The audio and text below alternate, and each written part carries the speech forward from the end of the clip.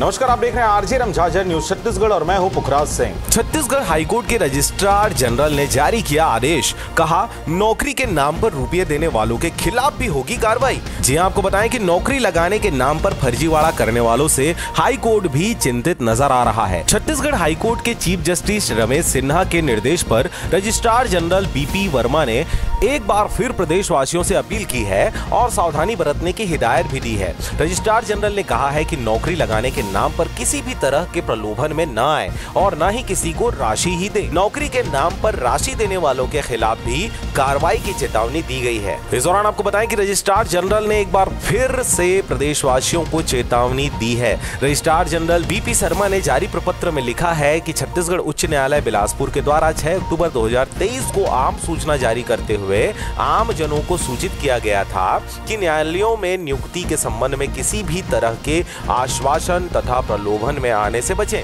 अन्यथा वे आपराधिक अभियोजन के लिए उत्तरदायी ठहराए जाएंगे।